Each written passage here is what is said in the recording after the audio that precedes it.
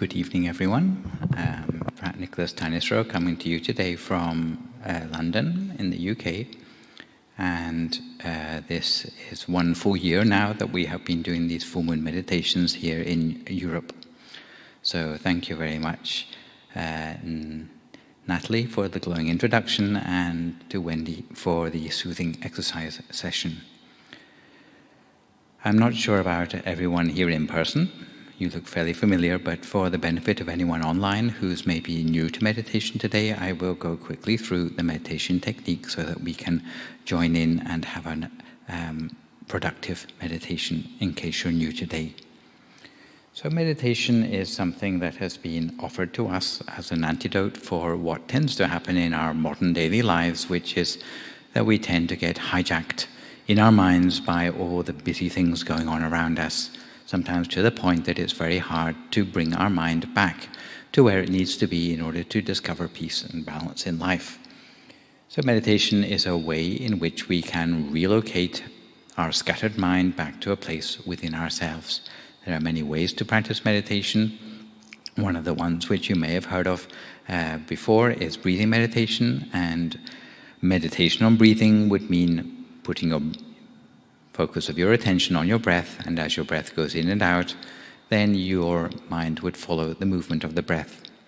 But an even simpler way to meditate which doesn't involve a moving target, would be just to place your mind somewhere inside the body in one place that feels calm and comfortable for you. And one place that is particularly effective for this is right down at the abdomen in our solar plexus, where you would keep your mind down at the center of your stomach, or at a place which feels comfortable for you. And the way to keep the mind in place is to imagine something bright inside you. Today being the full moon day, you might like to imagine the full moon shining brightly as if you see it in the center of your stomach, or it could be a bright sun or a star or a diamond instead, whatever feels comfortable for you. Generally, the more rounded and more bright the object is, the more effective it will be. If your mind wanders away from this point, then you just bring it back again each time. Generally, in any meditation, we start with 5 minutes of relaxation of our body, because if our body is not relaxed or if we're not sitting comfortably, then often it's hard to concentrate. So we spend a few moments of the practice in the beginning to make sure our body is comfortable first of all. After that, we smooth and unburden our state of mind. It's known as relaxing the mind for the next 5 minutes of the practice, as a way to set the mood for the meditation ahead. And only then do we do the exercise, bringing our mind to the center of our body and keeping it there with a soft and gentle attention. Sometimes we have thoughts that come up in the mind, and generally we can get away with ignoring the thoughts as a way to reduce the number of thoughts in the mind. But for those who have more than your average number of thoughts in the mind, you may find it useful to make use of what's known as a mantra. So hearing the sound of words repeatedly in the mind over and over again, like a resonant sound coming from the center of yourself. And traditionally, we use the words Samma Arahang. In the Dhammakaya tradition, you'd hear those words coming up repeatedly over and over again as a sort of thought blocker in the mind. And if your mind settles down, then at that point you can let go of the mantra and just focus gently at the center of yourself. Also, in today's meditation, we, after lighting our candles, which is about halfway through the practice, we will spread loving kindness. And the way we do that is to take whatever has built up in our meditation as a result of our meditation so far, and allow it to spread outwards from the center of our body, initially to the whole of our body, and afterwards around ourselves and further outwards into the world, until we can cover the whole of the world with the brightness or feeling of well-being that comes from inside. So we're going to sit for meditation now for about 45 minutes. So if you'd like to get yourself comfortable for that, and also make sure that you have your candle lantern or even LED lamp close by you so that you can light it halfway through the practice. And if you are following from home, then you might like to prepare a candle or something to light when we come to that part of the practice. But I'll tell you when, and generally it will be about halfway through the meditation today. So if you'd like to settle down for some meditation now, and the theme of the meditation today is taming the wild horse.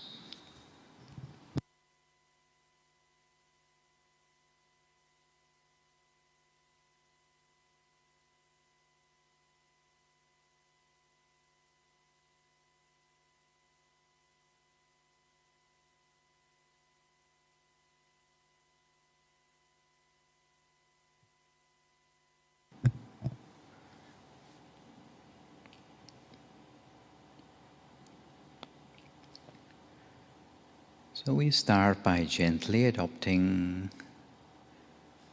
a posture that is comfortable for us in meditation. A posture by which our heart and mind can really relax alongside our body, while picking up on feelings of inner ease, softness and peace.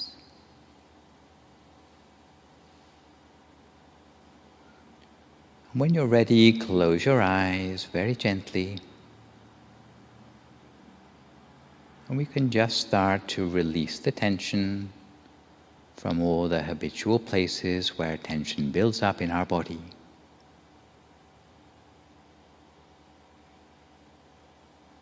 Initially, in every meditation, we need to structure our practice, perhaps just for the first 10 minutes or so, to make a clean break from our usual preoccupations,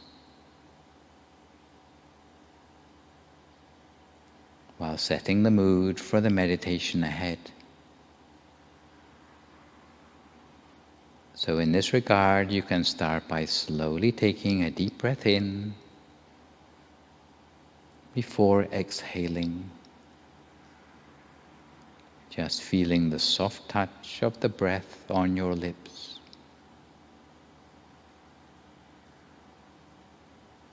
And repeating this a couple more times. Each time letting your body settle a little bit further into the moment.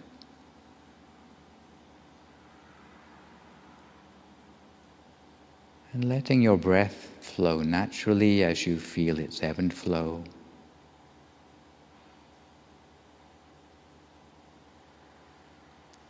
Release any tension or lightness or tightness still gripping your head or your face.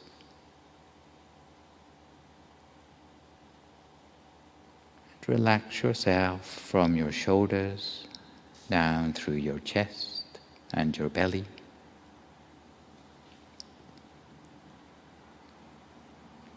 And you can let yourself really relax into the seat or the cushions on which you're sitting.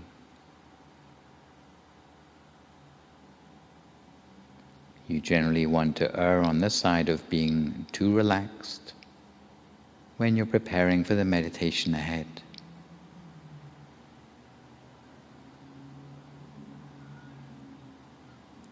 And turning your attention now to relaxing the mind.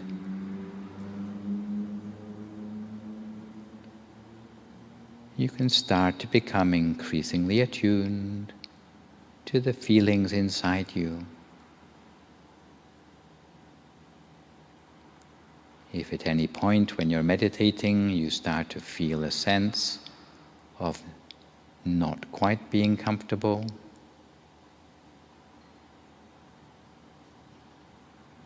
then make any changes you need by acknowledging or noticing the mood changes.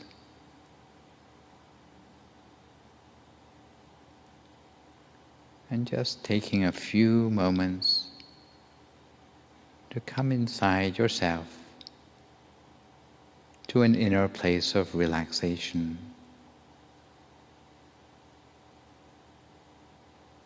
And at this point in our practice, there's no need for us to reach for anything or expect anything. And most definitely not being hard on yourself in any way.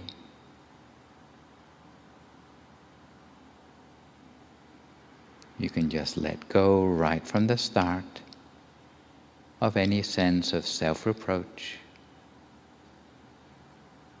and let your practice come from a place of kindness and compassion.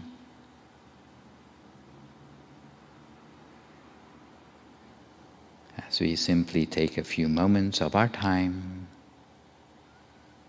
to train the mind, rehabituate the mind, redirect the mind, essentially to the present moment of our experience, our direct experience of the here and now.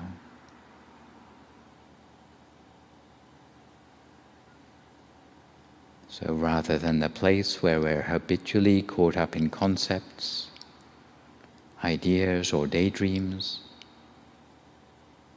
plans for the future, or stories of our past. And although we don't want to be too heavy-handed, we might need to accept that out of unfamiliarity, we may start out from a place where we feel slightly uncomfortable, agitated or restless when we first sit down to meditate. But before long, that unfamiliarity will gradually disappear.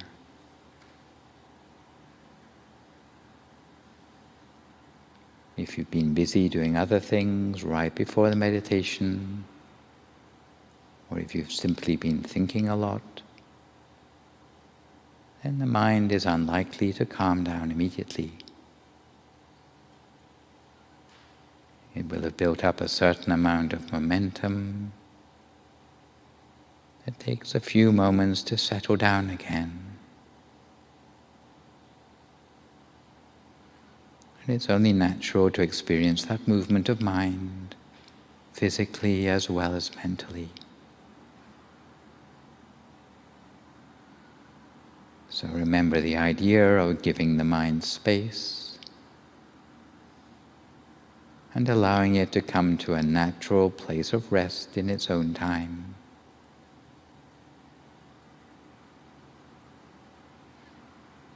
Rather than leaning forward into the future, we continue to settle back. And as our nervous system begins to settle, with a nice sense of a decluttered life, with nowhere to be, nothing to do, and no one to be. So really withdrawing the mind away from the future and the past, away from worries or preoccupations with significant others in your life, as we gradually peel the mind away from any moods that might make us feel uncomfortable.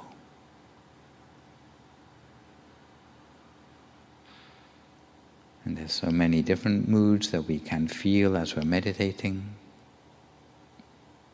Sometimes we may feel bored or longing or annoyance. But if we observe the feeling without reacting to it, simply by giving it space, without trying to push it out of our awareness, at the same time we can make space for something more positive. So the practice is one of being with this one unique moment of our life, one moment at a time, and letting ourselves wholeheartedly be here with the vitality of the body and the breath.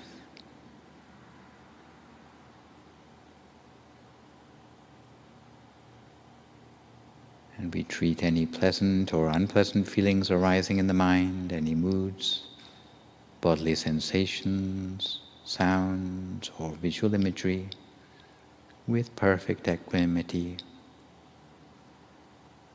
just accepting them all for now.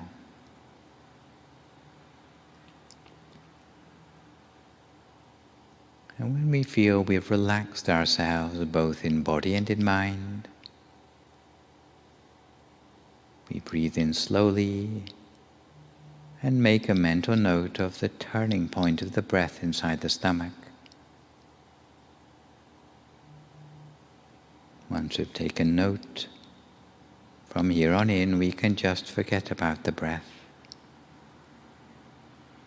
Because the turning point of the breath in your stomach is the center of the body. It's the place where we're going to rest the focus of our attention.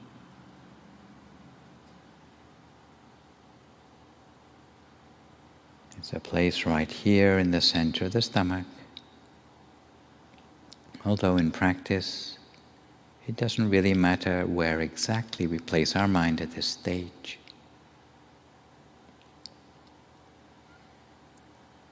But once our mind becomes calm and refined enough, the mind will begin to zero in on the center of the body all by itself.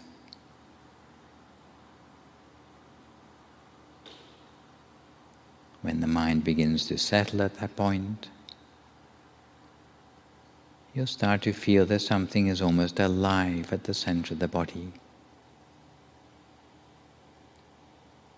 But for the time being, we just rest the mind gently in the general area of the center of the stomach, at the point we feel most comfortable with.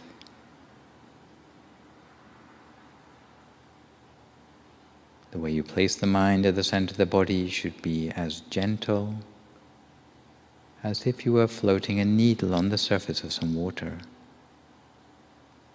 creating not one single ripple on the surface of that water, while at the same time not letting the needle sink.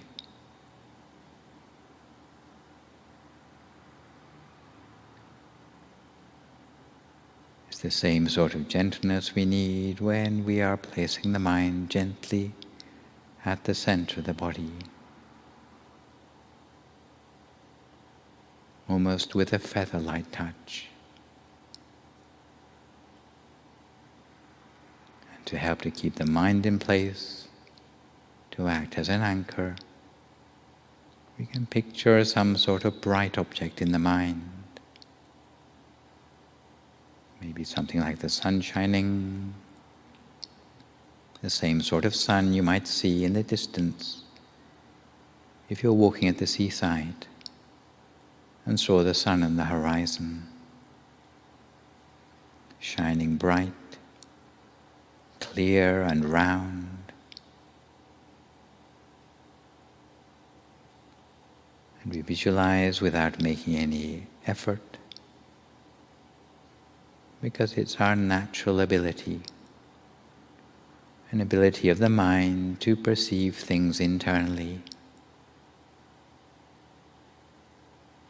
Whatever we think of, then that picture will arise for us in the mind.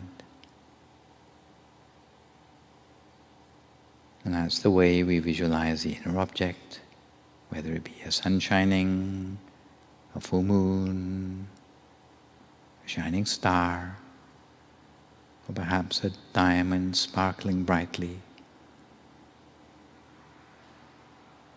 We continue to rest our awareness with whatever inner object we can see the whole of the time. If thoughts interrupt our meditation, we do our best to ignore them, rather than elaborate on them. If we find the mind is plagued by thoughts,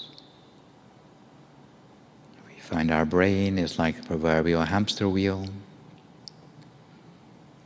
then we might find it useful to make use of a traditional mantra, such as hearing the words Samma Arahang, Samma Arahang,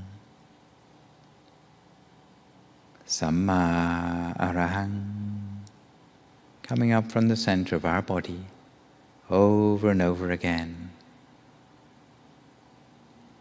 until the mind starts to gain independence from those thoughts, until the spaces between the thoughts start to last longer than the thoughts themselves.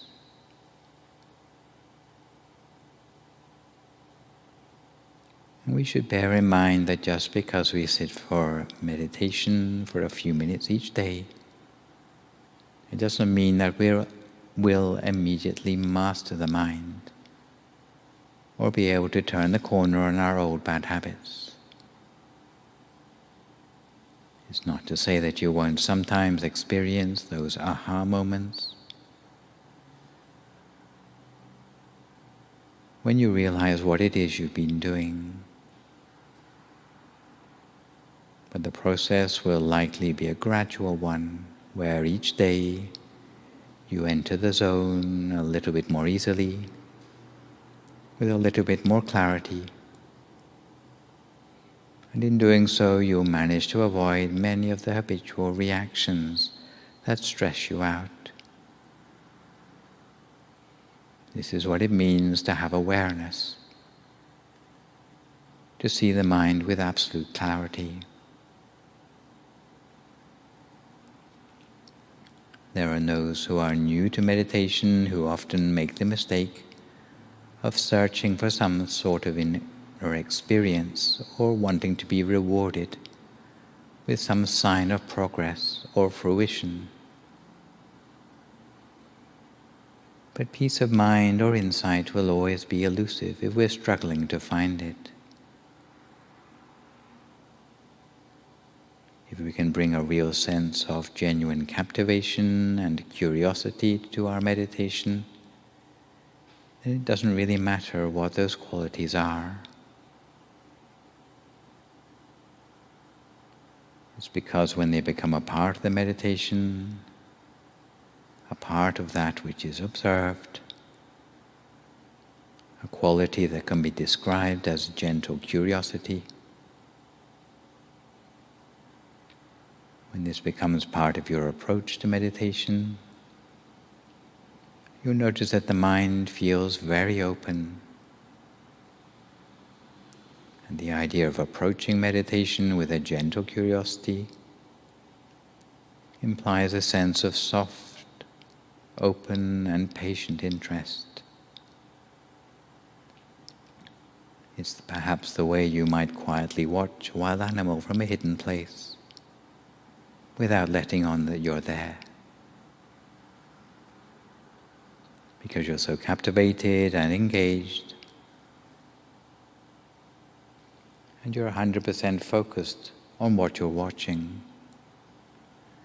while at the same time not trying to influence the result. You merely remain aware of the immediacy of the moment, free from impatience, but content just to watch the mind as it is. The thing to remember about clarity is that when something in the mind needs to become clear, then it will naturally become clear. Meditation isn't about rooting around in the recesses of the mind, trying to dig up old memories, or getting caught up in analysis, or trying to make sense of it all. But clarity will arise on its own and in its own time and in its own way. Sometimes clarity will mean becoming more aware of the thinking process. At other times, the awareness may shift to emotions or physical sensations.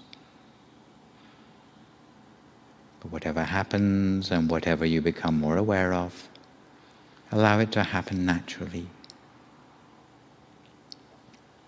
So instead of resisting it because it's unpleasant or uncomfortable, or trying to hasten its departure by delving into analysis, just allow it to happen in its own way and at its own pace. So we continue in this way, lightly and gently, just for a few more moments now in silence, each to our own practice, for a few more moments now in silence until we come to the appropriate time.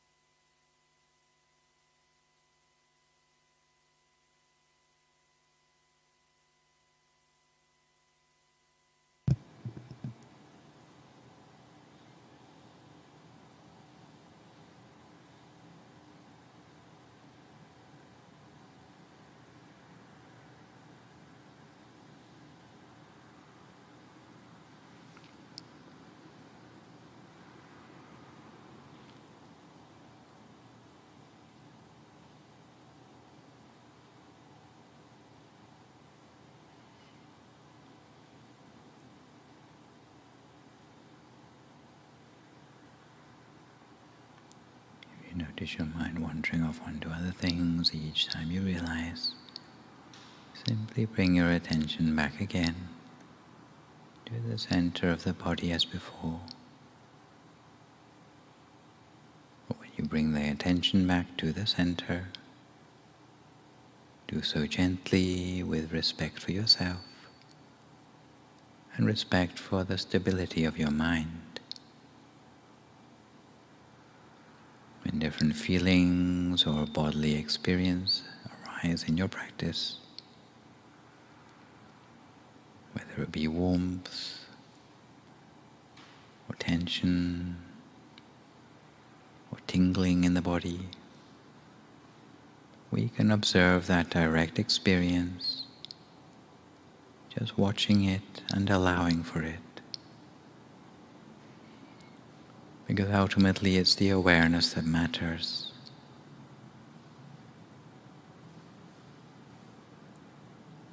Whatever is actually happening internally and externally in the present moment, even if it's extraneous sounds We can just hear them as if the sound originates from the center of our body. If the mind wanders away or daydreams, we just become aware of the mind wandering and bring it back again to the center without making a fuss.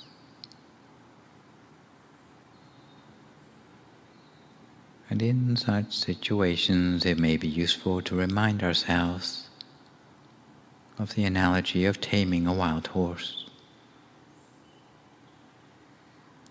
Instead of rushing or forcing your mind to obey, imagine a wild horse on the other end of a slack rope that you're holding in your hand. You give the horse all the space it needs, and in the beginning it will buck and strain with all its might. But eventually, if you don't let go of the rope, it will tire itself out and calm down. At this point, since the horse doesn't feel as if it's trapped or pinned down in any way, while it still runs free in the field, you just keep a watchful eye on it, holding on loosely to the end of the rope. But as time goes on, you gradually shorten the rope. And if you do this gently enough with a wild horse, it won't even notice the difference. It will feel as though it still has all the space it needs. So little by little we coax the horse closer, all the while keeping an eye on it, but giving it enough space for it to feel at ease and not too nervous. In the same way, we charm the mind back to the center of the body until it feels captivated just to stay at the center. So we continue in this way, gently training the wild horse of our mind, lightly and gently, until we come to the time for some loving kindness meditation.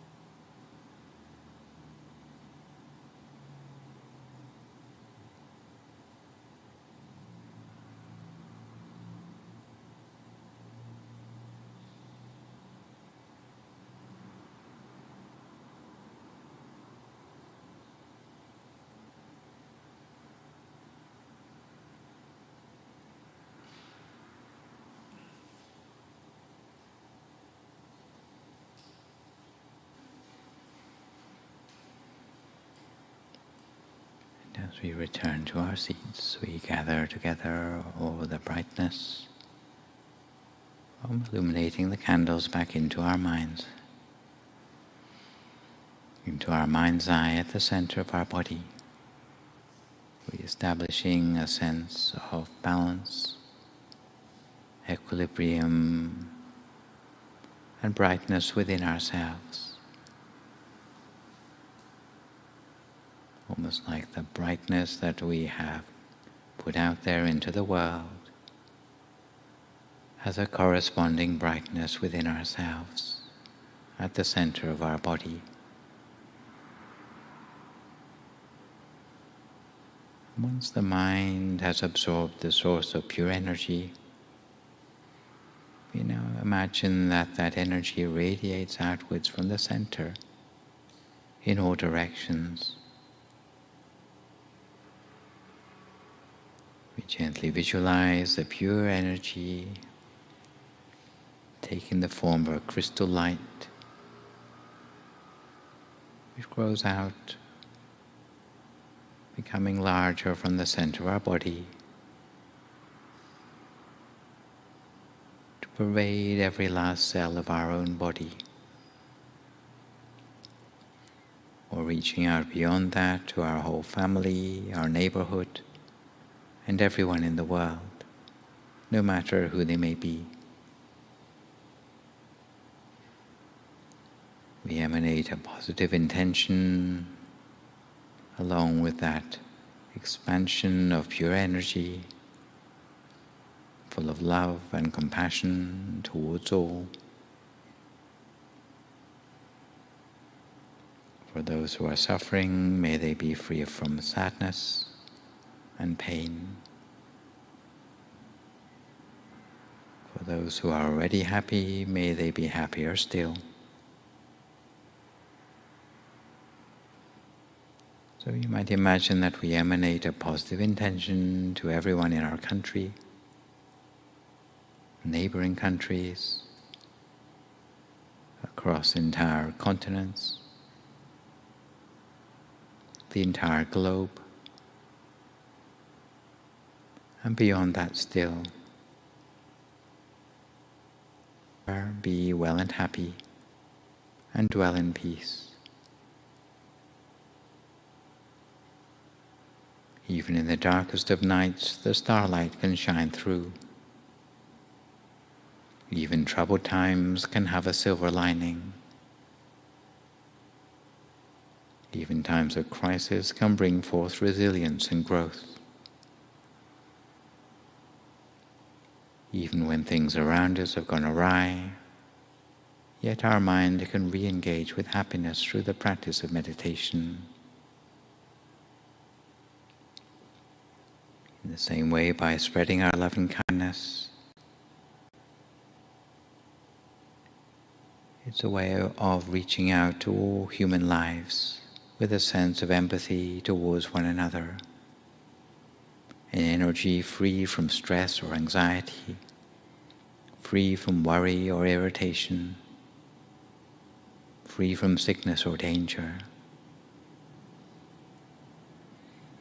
And we can also share this peace energy for the benefit of our ancestors, family members, and friends, whether they are still with us or whether they have already passed, with a wish that they all may feel cleansed by hope and joy, while being sheltered against sadness, sickness, sorrow, or danger. May all sentient beings be free from distress, and may the growing stream of pure energy dispel any harmful elements from all sentient beings on the planet, as if the whole of our earth were being refined and made pure and crystal clear, leaving only purity and quality, protecting against sickness and distress. as we lead the world into a new era of integrity that emerges from a pure energy, freedom from harm or aggression, an energy that protects the world, bringing only good things, bringing only a sense of peace and harmony for all. So we sit for a few more moments in silence, making wishes for ourselves or others, as we spread loving kindness for a few more moments now in silence.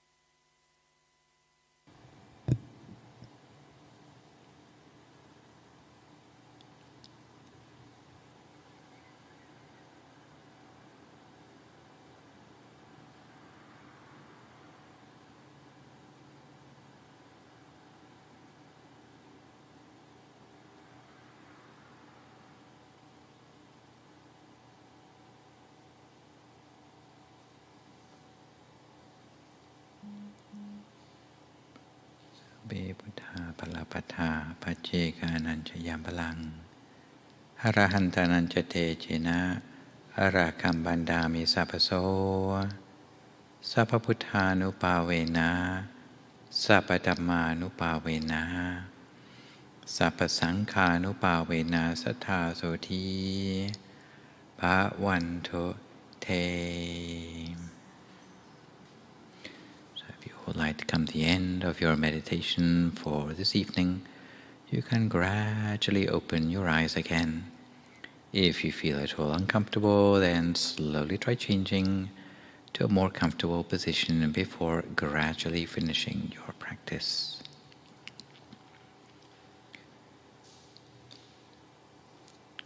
So this evening marks us coming full circle in our celebration of full moon meditations here in Europe, as one full year that we have been keeping up this tradition, because we started out on the 21st of September of last year.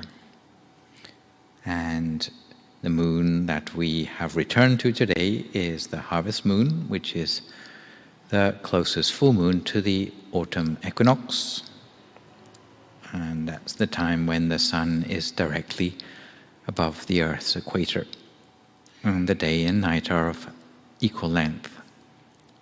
So the actual equinox this year is the 22nd of September, but it's a time for this full moon when the crops are gathered, generally at the end of the summer. So it marks the end of the summer season. And generally for the harvest moon it appears particularly bright rises early and lets the farmers continue harvesting well into the night. Sometimes it's called the barley moon. And it's not just something for a harvest festival, it's also something that is celebrated around the world because of the size and the prominence of the moon. Don't know if you've seen these before. I know Thai people like the ones with durian inside, yes, or little eggs inside. But the harvest moon kicks off several festivals and traditions around the world, mostly to do with the autumn equinox again, because it's a bright and a big full moon. So in Southeast Asia, then they have, in Chinese and Korean cultures, are usually the biggest celebrators of this particular one. The moon festival, Zongkyuji, the 15th day of the 8th moon of the lunar month in China, with the mooncakes, moon gazing, family reunions, and traditional round pastries with sweet fillings. And they're often cut into equal pieces, equal to the number of family members as well. In Korea, they have a similar festival called Chuseok, celebrated as a national holiday. And people travel to their ancestral and parental homes, where they eat traditional sweets called songpyeong, play games and pay homage to the elders and ancestors. Sometimes the harvest moon is also known as the corn moon, and it's traditionally symbolic of a new beginning after hard work and dedication. And sometimes it may seem like a regular full moon, but if you look closely, it will have an orangey sort of hue to it. And I had an update from Bangladesh last time that this moon also is known as Madhu Purnima. Yes, celebrated by Buddhists in Barwas and the Chakmas of Chittagong, and also the Mon people of Thailand. And it's called Madhu Purnima, or the honey full moon.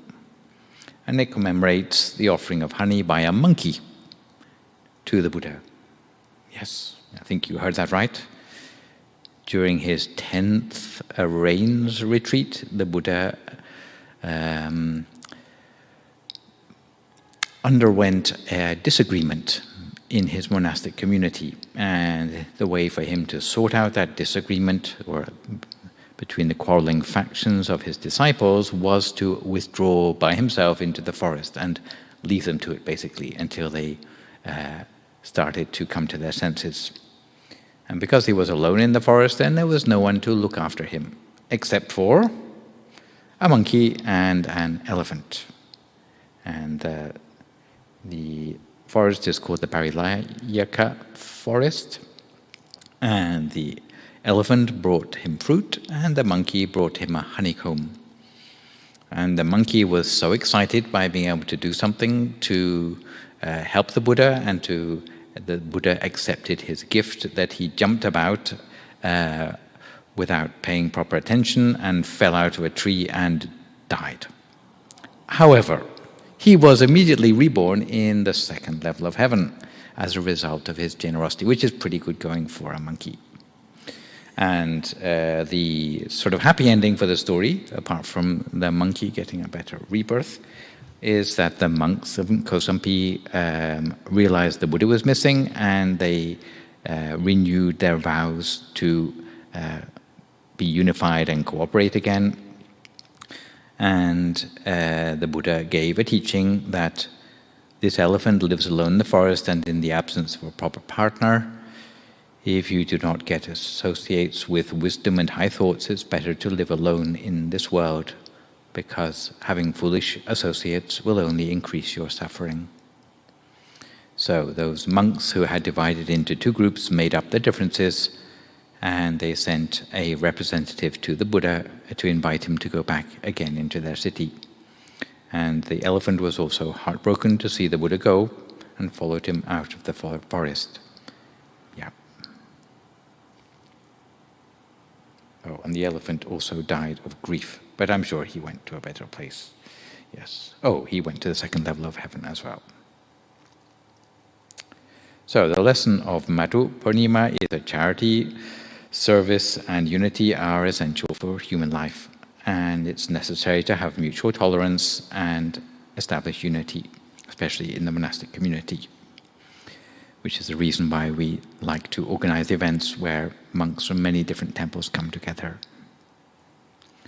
But on the Madhu Purnima in Bangladesh and so on, then often honey is brought to the temple to offer to the monks. And a joyous atmosphere prevails in the temples on those days. As for our own tradition, it's also a special day, as reflected in the special pattern of the candle lanterns that we have lit today, because it is a day when the great abbot of Wat Phra Nam, the founder of our tradition, rediscovered the Dhammakaya meditation tradition in his 12th year as a Buddhist monk, by discovering the body of enlightenment within himself.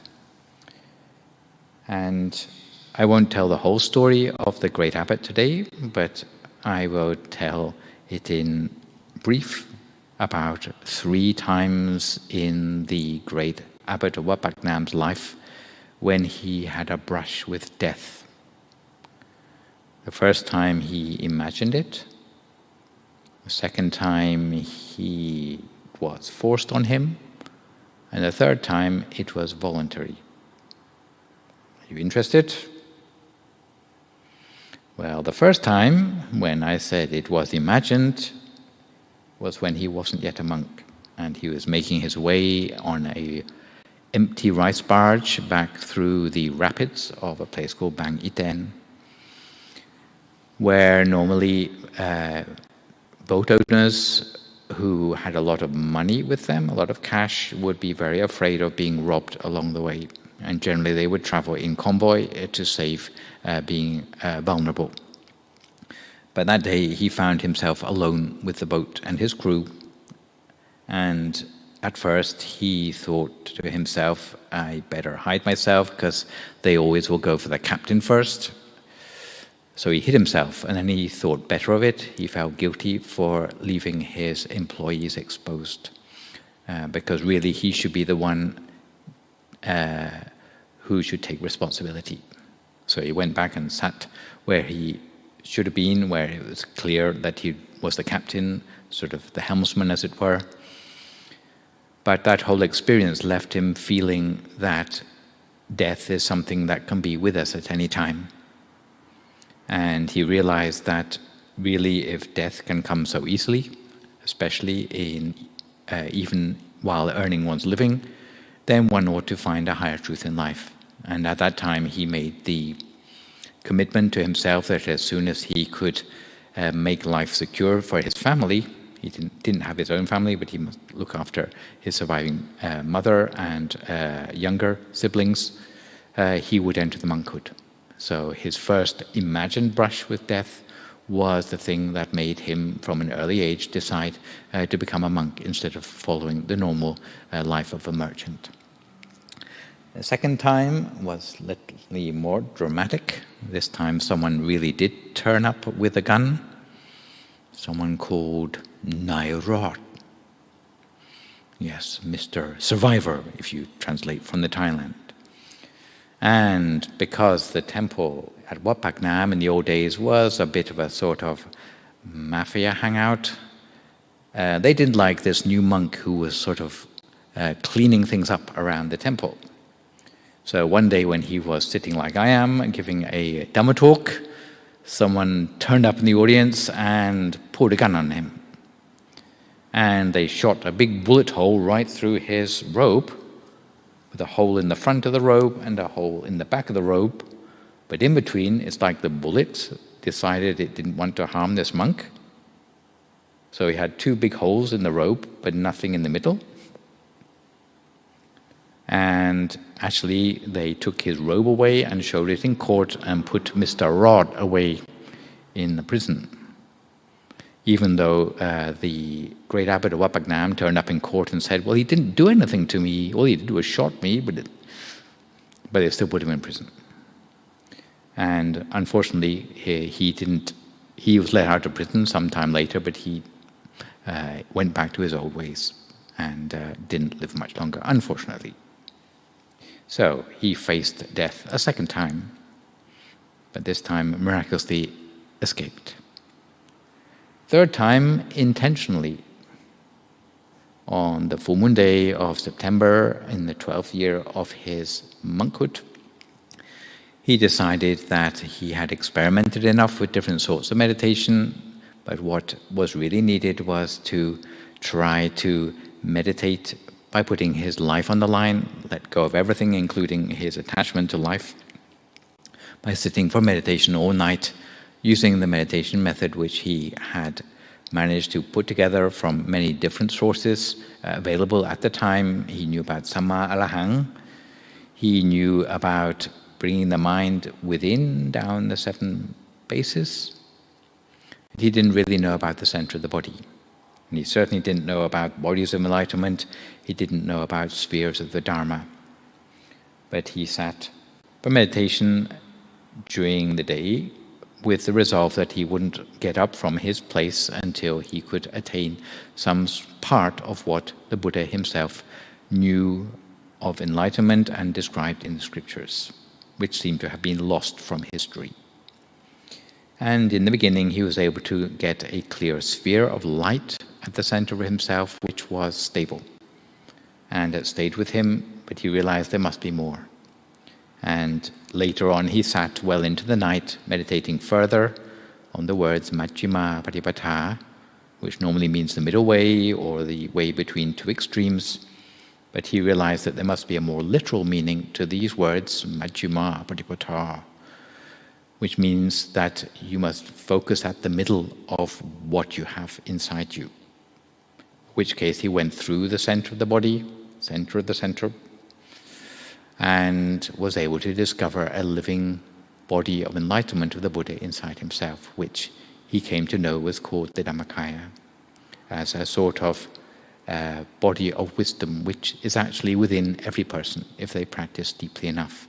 But because he had let go of everything in order to reach that point, then he was able to gain this knowledge and recover the knowledge of Dhammakaya for the world and be able to teach it. And we are now, in the present day, in the 3rd generation of his practice. So you could say the 10th of September, or the full moon day of September, it is like the anniversary of the rediscovery of our meditation tradition. So we remember it as such. So harvest moon, Madhu Purnima, mooncakes, and also the birthday of our meditation tradition, all in one today. If you enjoy meditation today, I would encourage you to meditate further. Sometimes we do all-nighters on the full moon day of the September, and normally we don't encourage it that much. We are not sort of meditating just to be macho about it, but if this is something that you like to do, then this would be a fruitful time for you to do it and think about the efforts made by the great abbot of Wat Phra Nam on this night 105 years ago. But for most people, a slightly more gentle approach would probably be appropriate. And if you're new to meditation, then I would encourage you to try to find 20 minutes a day to meditate and gradually build up on that if you can. First thing in the morning, last thing at night, whenever you have a time in the day when you are unlikely to be interrupted. In this respect, there is a MindGem app to help to remind you of the meditation technique, which has hundreds of different audio tracks leading meditation by all your favorite monks, which you can follow along with as you're meditating. And you can also time your practice as well, but that can be downloaded for free for iOS or Android onto your mobile phone. Also here in London, we have classes every Tuesday and Thursday evening now. Tuesday evenings a little bit shorter meditation, Thursday evenings a little bit longer, and those are also broadcast for those of you unable to come along in person. And on the Saturday period, it's something that happens weekly, not just on the full moons. The DMEU meditation has a series of monks who come on between 7 and 8 if you're on British time, between 8 and 9 if you are on European time, to give a meditation and a Dhamma talk every Saturday, which may be convenient for you, those of you who are meditating from home. And next weekend we have coming up our weekend retreat in London. There's still spaces on that for anyone who would like to sign up. You can find the details on the meditationsurrey.com. It's a very reasonable price. Some people have said it's cheaper to come to meditate in the temple for the weekend than it is to heat their home at the moment. And last but not least, the next full moon meditation will be held on Tuesday the 10th of October. It will be held on the theme of the end of Buddhist Lent. So if you would like to join that in person or online, then you can see the Zoom coordinates there. So at this time, I think I've said everything I need to say. I'd like to hand back to Natalie, who can perhaps host any reflections, comments, or feedback which anyone may have at this point.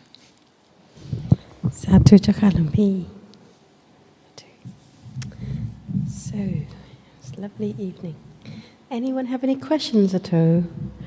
Anyone from Zoom have any questions at all about this evening, or just to share any experience or to ask any things from our teaching monk for this evening? If not, I do have a few questions to ask. I find it very useful. If Dhammakaya tradition is so valuable, how did it get lost over time so that Luang Pu has to rediscover it to get back? Yeah, thank you for that question. So most people think about things like wisdom teachings as being so valuable that they can almost exist eternally, like eternal truths, and you wouldn't think that people would forget them or lose touch with them. But what we sometimes forget is that all of these wisdoms have to be embodied in real, live, living people. And once those people pass on, if they are unable to pass on what they know to the next generation, then the teachings become more and more diluted or lost altogether. So if a person knows all these wonderful wisdom teachings, but they teach only half of what they know to the next generation, then the next generation knows only half. If that generation pass on only half of what they know to the next generation, then by the third generation only 25% form, until eventually people can't work out anymore what they mean.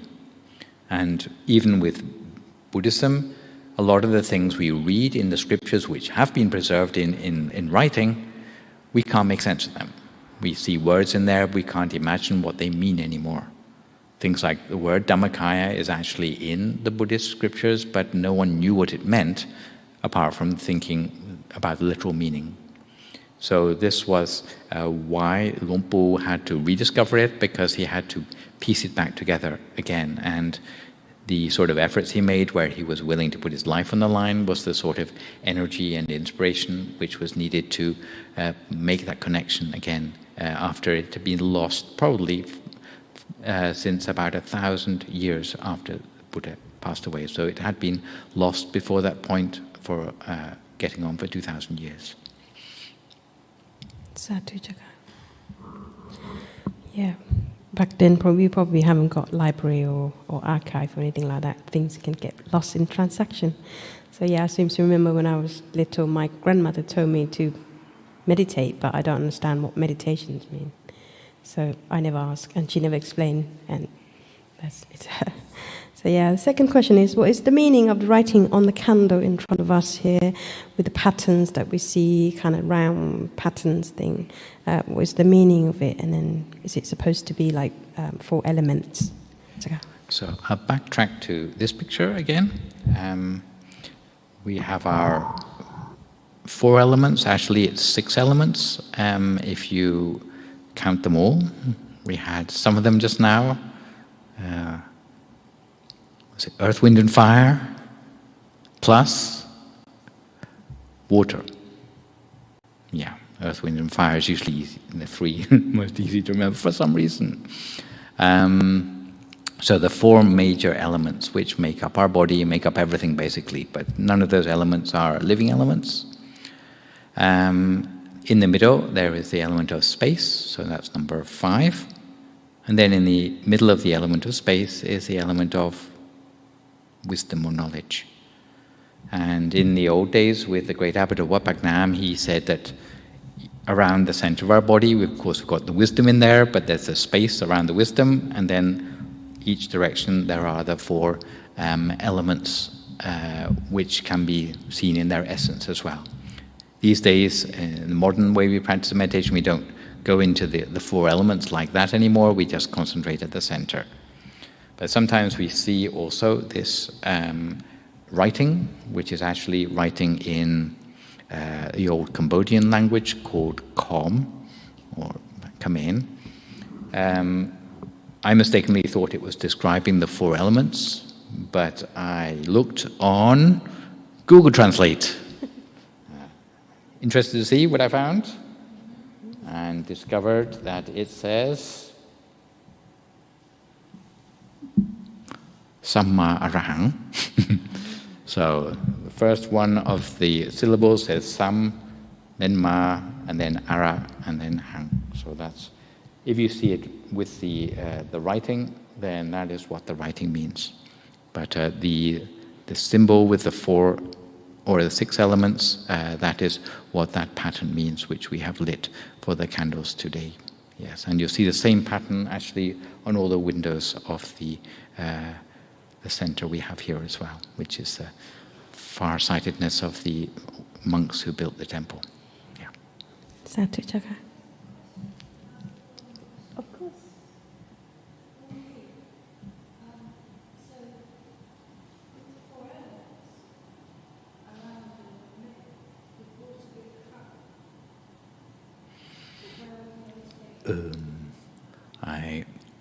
I can find it out for you, but I can't remember offhand.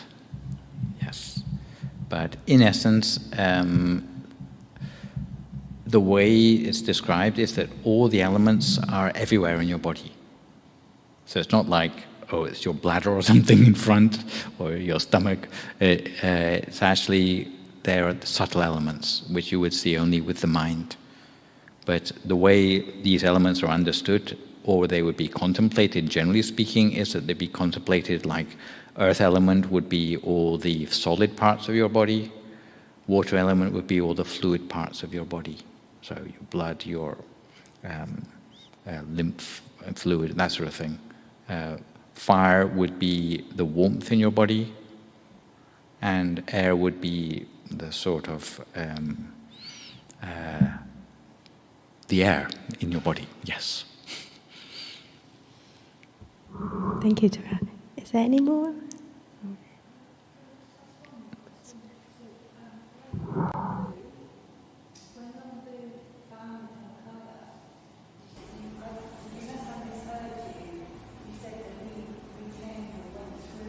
Bodies. So counting your physical body, there will be 17 on the inside. The last 10 of which would be Dhammakaya bodies. Yeah. Thank you very much. Yeah, very good questions. Yeah. So final questions for myself. Did the great abbots of Wat Phra Nam ever get any trouble with the authorities in the same way that Luang Por Dhammasaya is suffering in the present day, Chaka? Yes, it's true that the great abbot of Wat Phra Nam did have some trouble with politics in his lifetime. He tried to avoid it as much as possible. But even so, during the end of his life, he still was restricted in what he could teach because there were certain authorities who favored particular other ways of practicing meditation in Thailand, especially the more sort of Burmese way of practicing. So it made life quite difficult for him. But this is something that happened generally in Thailand. The meditation we practice is sometimes known in Thailand as Boran Gammathan. It's like a whole series of very, very ancient practices, older than Thailand itself. You can trace it back to Cambodia and places like that, the way meditation was practiced. And sometimes along comes a particular member of the royal family and they favor only one sort of meditation and say, this is the true way and all the others are rubbish and don't let monks teach them anymore. And he got sort of prevented from teaching this meditation in much the same way. But it never got to the point where he wasn't allowed to appear in public anymore. But he did have some things which disturbed his ability to spread it more widely, especially in the final few years of his life.